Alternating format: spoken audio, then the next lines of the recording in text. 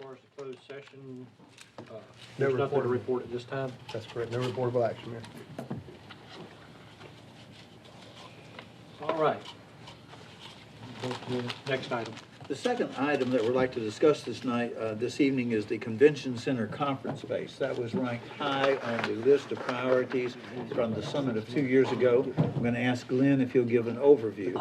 This overview will include things that are being done by the public sector and the private sector. Glenn? Well, it's good that Sheila Pierce Knight stayed because she was part of the process of all this, and she endured a lot of it with a lot of us in here on this project. We're going to talk to you a little bit about what's happened in the past to bring you up to date. Of course, the Civic Center was initially proposed in 1998 from the summit that had been advanced in 97. Plans were considered in 2000. About the time some of the significant plans came out, we had 9/11 occur.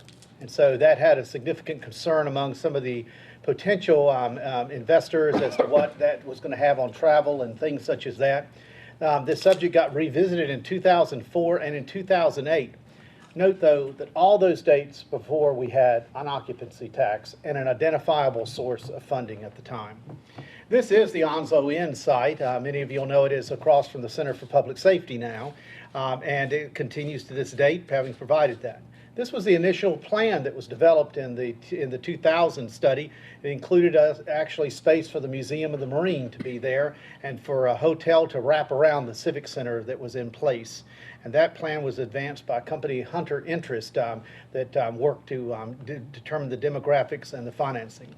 In 2003, the plan came back with Summit Hospitality. He's an award-winning developer that has some significant properties, including the famous O. Henry in Greensboro, and he advanced this project in proposing to put a Hilton there. This project, though, also did not have an identifiable source of funding for what was going to have to do to sustain the project as it was, and it was put on delay as it was. There are some things, though, that have happened in the interim since that time. Among them has been the county administration building, and it's also been the Tourism Development Authority's ability to have the tax for it to spend on activities, of which you're going to hear a significant development that occurs here.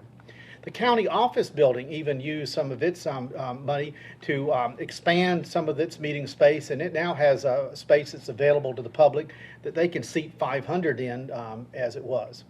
Your investment has included the Sturgeon City project, which is pending in the go-ahead at this time, but the money's in the bank, as they say, and the project indeed in phase 3 would provide seating for about 360 for dinner, and it can have 450 in the theater style and would have dividable dividable walls in it to allow that to occur.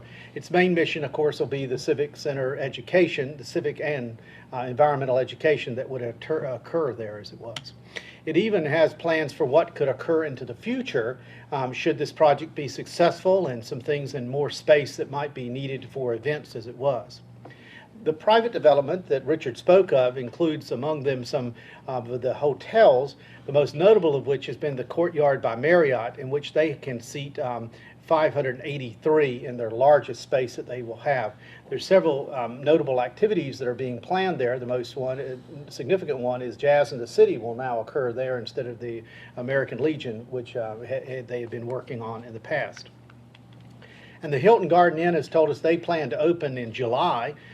They have 400 in the capacity of their largest space that's available at that site as it was. And of course, what's going to happen in the future will depend a lot about what might come as a result of the facility study that the Jacksonville Tourism Development Authority has authorized. On February the 11th, the findings will be given to the Tourism Development Authority. They were asked to determine what sport or sports at its most accommodation would produce the most overnight stays in Jacksonville lodging facilities, and then what facility would create the most sustainable project and for it to be more enduring in its development as it was. So, Mayor and Council, that's just a brief overview of how we answer that question. We turn it over to... Any thoughts or questions regarding things that are being accomplished in the public or private sector regarding convention space, meeting space? The third item that we'd like to talk about ranked high, and that was the issue of some type of water facility. Susan? Good evening, Mayor and Council. Just to give you a little bit of a historical timeline on aquatic centers in the trend of recreation and parks. In the 60s, you can see there a lot of outdoor pools were built. They went into indoor pools, and then in the 90s and the 2000s, a lot of the municipalities and government agencies went to water parks, and then now you see a lot more of the splash pads. A lot of these reasons are for upkeep and maintenance, recovery of cost, which is a challenge with pools, and then the opportunity to create revenue is a lot more prolific in the later trends, which is the water features and those sort of things. A lot more of your pools are being built now by private entities, your apartment complexes, your colleges. A lot of those are doing your indoor pools and your outdoor pools in a lot of the apartment complexes. So this kind of just gives you a historical timeline. This is a look of locally what aquatic facilities are in the area. We did some benchmarking, indoor facilities. We have one in Greenville, and then these are strictly pools, and then Camp Lejeune has 2 indoor. Outdoor facilities, I'm sure you're aware of, Kinston has 2 outdoor pools, but they also built their water park that does not have what you would call a traditional swimming pool attached to it. It is strictly a water park. Atlantic Beach opened up a splash pad last year. New Bern does have a water park with a pool combination, so it has a 0 entry and then some lanes that they can be used for lap swimming. And then Camp Lejeune has 2 outdoor pools. The outdoor pools, I should mention, most of those are seasonal, so they're open, you know, from the May Memorial to Labor Day timeframe for the most part. I would like to tell you too, in response to the need for, you know, the request from citizens on the pool and aquatic facilities is part of our charge as well in the Recreation and Parks Department. We do offer swim lessons. We're going on 5+ years of doing this. We utilize pools at the apartment complexes. We're able to service this past summer 161 participants. That's to both youth and adults. So while we might not have any facilities, we certainly take advantage of what the community is willing to provide to us and offer a need for community safety. So you can see here the Reserve Apartment Complex and Abington Place Apartments has been kind enough to let us utilize those facilities to meet that need. And then to give you an update, we do have this Jack Amyette Splash Pad coming on board. We're very excited about that. Deanna has been working diligently on this. It's a 4,000 square foot. You can see here the spray area is significant at over 2,000 square foot, and we have over 25 water features. We're thrilled to be in the last steps of prior to construction. We expect that will break ground in end of February, beginning of March, and expected to be complete and open and operating by this summer. So we're thrilled to be able to do that at Jack Amyette on that property, and yeah, to be continued. We're excited. We'll come back and let you know about that wonderful facility. So. Thoughts or questions regarding the water features, water parks? Okay.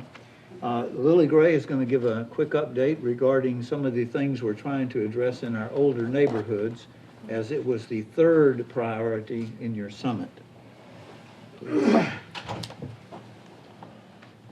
All righty. In response to this priority, we implemented the Office of Livable Neighborhoods in July of last year, and we've already rolled this program out. And as you know, its purpose was for us to partner with neighborhood organizations to help them improve their neighborhoods. The Office of Livable Neighborhoods is it's a partnership between all of our city departments and divisions. We are the link between the neighborhood organization and city services, so they will contact us instead of contacting each individual department directly for whatever their specific issues are. And then we would develop a coordinated response. And our goal with this program is to encourage citizen-led efforts for taking ownership in their neighborhoods, assist them with conducting the needs that they would like to see addressed, and create a new vision for their neighborhood. It's not the staff going in and telling them what they need to do, but listening and responding to what they would like to do. And then to educate them on the daily activities of city government, help them understand exactly what a government does and how we do it and how we fund things, so that their expectations are more realistic. And then the neighborhoods would have to officially register to be recognized. We have 2 that are in the process. We've agreed that to be recognized, they would have to have at least 10% of their residents on board. We want this to be a community voices, not individual voices, so we need some group consensus. They will submit an application, and then they'll receive an official letter recognizing them as a neighborhood organization. The benefit of that is that they will then have direct and ongoing communication with our staff. They'll be able to access resources such as assisting them with communications. If they need to get the word out to their own group of neighbors, we can help them with letters, email, texting, calling through our CTY Connect, for example. We'll help them with meeting presentations, assessing their neighborhood, and then the visioning and capacity process. In all, the hopes is that possibly within a year of working in depth with the neighborhood, they would graduate, so to speak, so that we can then begin to work with new neighborhoods. And then they can sustain everything that we've taught them. As you know, we piloted this in 2 neighborhoods, Belfort Homes and Bayshore Estates. Both groups met before Christmas. We had about 30 citizens attend each one of those meetings. Overwhelming success. It was 100% buy-in. They thought this was a great idea. To start the neighborhood assessment process, we asked each area to complete surveys. Based on what we've received so far, for example, in Bayshore, we asked the question what public services they felt needed in improving. And these were the 2 main ones, was street maintenance and repair and community education.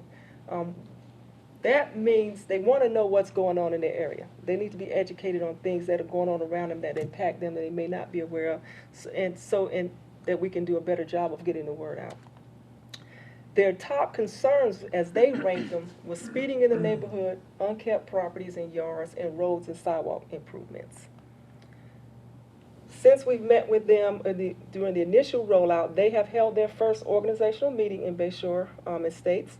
We have also completed the street repaving process that was underway, and as a result of some of the comments we heard during the meeting, we've addressed multiple drainage issues that have been resolved. Upcoming projects, we have the sewer segment repair work that will be going on in the area, and then programmed in the FY18 CIP will be an evaluation of infrastructure along West Bayshore, water and sewer improvements that will then be followed by some street repaving. We also undertook the same effort in Belfort Homes. Their top 2 public service issues was the need for more public transportation and street maintenance and repair. Their top concerns that they ranked was unkept properties, street lighting, speeding, and vacant homes.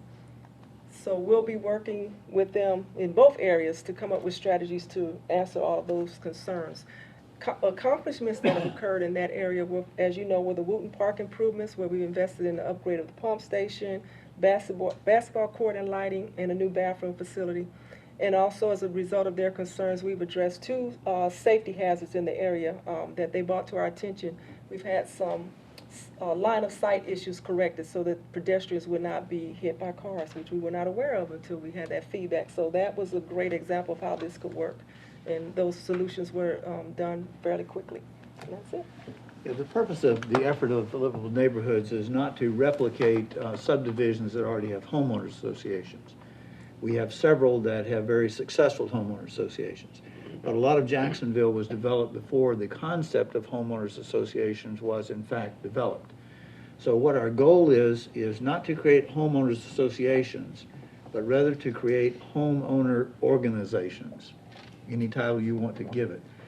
When people hear the word association, they automatically think, well, somebody's going to start charging me dues. This isn't about dues. This is about neighborhoods organizing to work together to solve problems and to have better communication with the city. Lily, Carmela, all of the department representatives are on board. You have authorized the 2 pilot projects of Bayshore and Belfort. We're seeing great success. We do not want to take on 4 or 5 until we see the success of the first 2. So our efforts through the next 6 months to 9 months will continue to be to work with these 2 neighborhoods to help get them off the ground, and hopefully that will help us in solving their problems, help them in solving their problems. Questions about this program that Lily and Carmel are leading? I have a question. First of all, it's a great effort. Do we Are we developing in those neighborhoods or the neighborhoods that we plan to take on in the future? Are we sort of helping them develop future goals? Or Yes. is that something that they're coming up with? Or is there a expected outcome of the program? Yes, there is. And one of the expected outcomes, for example, is to redo the survey in a year to see that we've actually moved the meter on some of the things that they brought to our attention, but also to help them better facilitate how they would lead their organization and govern on their own and communicate with each other. For example, one of the things that they talked about was if a neighbor, not knowing your neighbors is a barrier.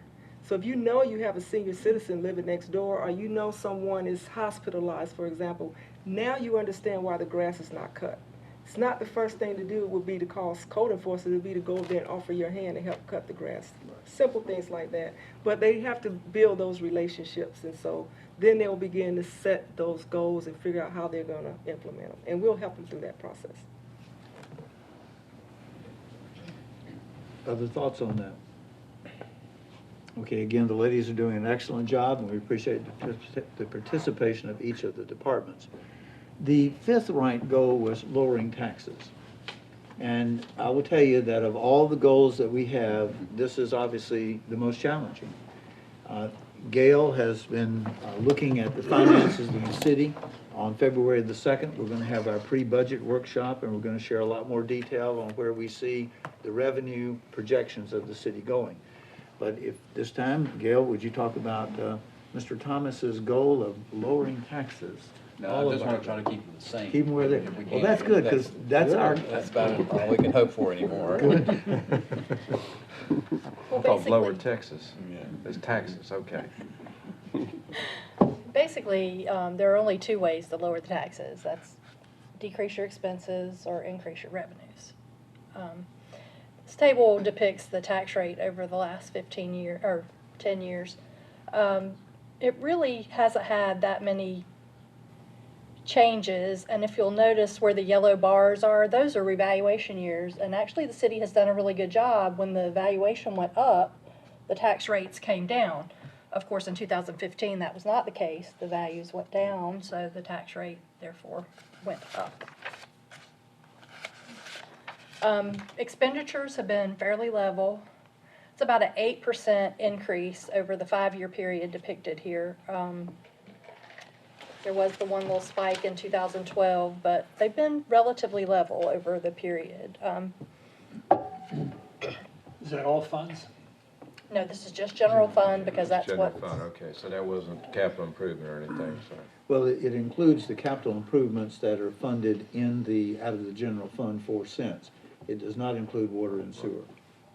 Actually, it doesn't include anything that was I'm funded out sorry, of it the 4 doesn't include cents. anything having to do with capital improvements. It does fund any general capital projects that are funded from the general fund and any grant matches that we would have had to put in to receive the grants. So it's just the general fund, basically. The next few slides are going to show some of the efforts we've made to become more efficient and economical. Most of you see this empty desk when you come into City Hall. The city clerk's office lost their admin assistant, and when she left, the responsibilities were reassigned, and that position was actually eliminated. You know, we've cut 15 total positions last year in the budget. 7 of those were in the general fund. And this is the empty desk in my office. We didn't actually get rid of this person. We reassigned the person to purchasing. We're trying to establish some centralized purchasing to make some more economical and efficient choices. Last year we went out for paper citywide. We're going to look at janitorial supplies this year to see if we can get some efficiencies and some more economical contracts if we bulk purchase. And one thing on the 3 E's that we've done this year, we've assigned a group of, a cross-section study group to study our contracts. How do we write them? How do we advertise for the contract bid awards? And where do we find that we can do an efficient job of combining things that we're buying with contracts? Gail is leading that effort. And on the increasing revenue side, as you all have heard already, we're presented with the opportunity to become a passport acceptance agency. And over 10 months, we made $84,000 in additional revenue. And that's net of the expenses. The tasks were assumed by people who were already working here, and so that was a boost to the revenue. Growth grows your tax base, keeps the tax rate lower by increasing the valuations. This is the new Verizon store and the new Starbucks on Western Boulevard. While the growth is slower, we still have some growth. As you heard before, we're making infrastructure investments to encourage annexation around the areas that are right now for development. Also included in that, we've come up with a district development plan. We install the infrastructure, and then there's a basis for us to recover those costs as it develops from the owners.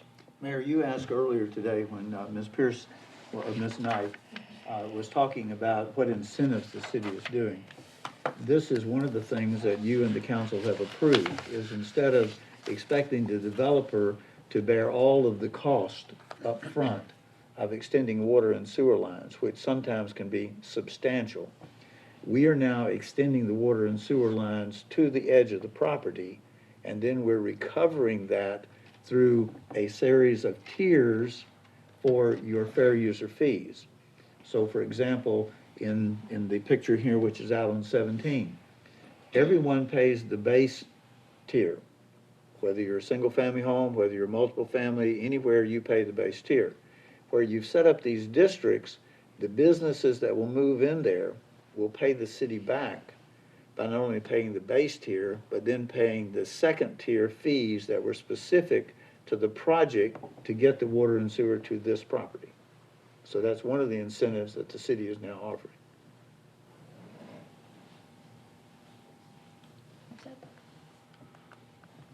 Quick question on that. When we recoup, by law, are we only allowed to recoup cost? I guess my question, my thought process is, as we're filling up capacity, we have to be planning for the future. And, just like businesses, you want to recoup your costs today, but you also want to be putting some money aside for future expansion. Are we able to recoup not only the cost of putting that water and sewer out there, but are we able to realize that at some point we're going to have to fund a new, maybe another well or expand the sewer treatment plant or something? Is that? Well, let me answer from a non-legal standpoint. All of your facility fees are based upon your master plan that shows your potential expenditures. If you, let's say for discussion purposes, your 9 million gallon land treatment site, currently there are no plans to make that a 15 million gallon plant. So in your current calculations for those fees, you do not have that in there. What you have in there are those things, what is it, a 5-year projection? Well, what happens is you've got financing secured that you've already paid for that. You're just recouping that money, so it goes back into the pot to pay for the future. It's available for future capital improvements. But they have to be identified capital improvements. The fee is calculated on that. To establish the rate, but once you start collecting it, it just goes into the water sewer fund, and those are part of the assets we look at for funding our future capital improvement program. Okay. But again, unless you have, another 7 million gallon expansion in your plan, then it's not in that calculation. But So at some point it will be. At some point. At some point, as you get closer and you say, okay, we know we got to start planning for whatever the expansion is, then everything starts getting calculated in. Okay. And one sidebar, I noticed that Dan Oliver mentioned that there were some plants that the city could not provide the water and sewer to. I asked Dan during the break, and he and I are going to have a meeting with city staff very shortly, because we do have capacity in both water and sewer. Now, if someone wants 20 million gallons, no, we don't have that. But as you know, you built a land treatment site that can process 9 million gallons, and generally we're processing 5. You have a water plant that is built for 8 million. It can go, it's not equipped right now, all the filters. It was aren't in built it. for 8, but you Right. wouldn't have to build on to go from 4 to 8. You just add the filters. So we are gonna have And the that supply. because, you know, again, if a package plant needs 20 million gallons, it's hard for us to do that. But if a plant needs, a processing plant needs 1 million or 2 million, we're open to discussing that with Sheila and Dan, and we'll follow up on those conversations very quickly.